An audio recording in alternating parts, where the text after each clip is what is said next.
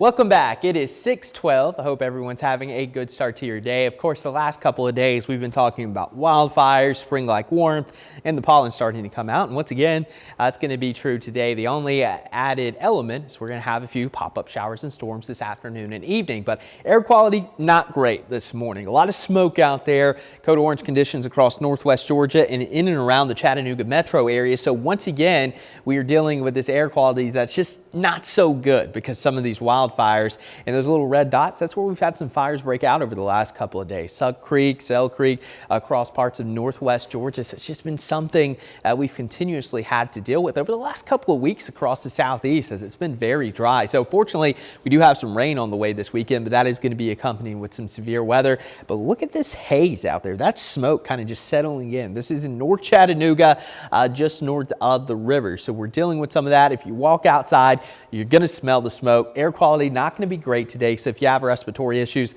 you might want to limit your time outdoors. As for your temperatures, 40s and 50s, not bad. This afternoon, we climb up into the mid to upper 70s.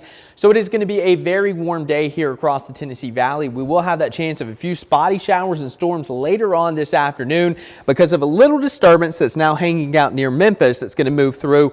Don't expect widespread rain, but there could be a few thunderstorms develop as we get into your afternoon and evening. So as we track it all out, there's not going to be a whole lot going on again during the morning hours, but during the afternoon, notice a few pop-up showers and storms developing.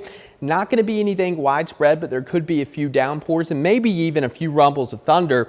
As we get into Friday morning, maybe a sprinkle or two. Not expecting much out of this, but Friday is trending pretty dry. However, Friday night, we could have a few storms rolling through. There is going to be a broken line, and this is really going to be our first storm potential. That'll come through Saturday morning. I think a lot of this is kind of going to fizzle out before it moves into our area.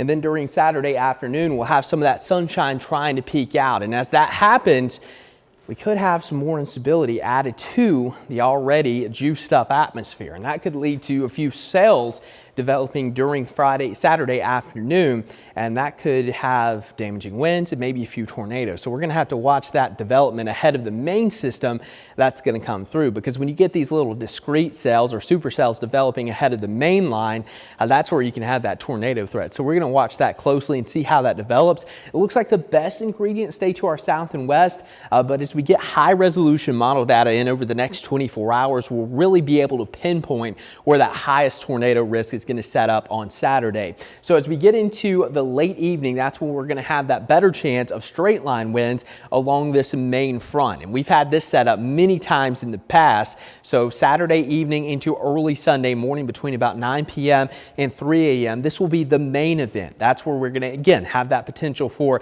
damaging straight line winds, strong gradient winds, heavy rain, large hail, and maybe even a few tornadoes with this main event as well. So there's a lot to talk about. Multi-day severe weather outbreak likely from really the central part of the country. Notice that red, that's a level 4 out of 5 risk to the southeast as we move into Saturday. And that's when we're going to have to watch the weather very closely, because we do have an enhanced level 3 out of 5 risk. Look at that, a level 4 out of 5 risk for Birmingham and parts of Alabama. And that's where, again, the highest severe threat is going to be located. So for now, my main concern, damaging winds, but that tornado threat could grow just depending on where the best ingredients set up. Large hail going to be possible, and of course we're going to have the strong gradient winds of 40 to 50 miles per hour Saturday night into Sunday morning, plus 1 to 3 inches of rainfall on Saturday. So it is going to be a storm alert weather day.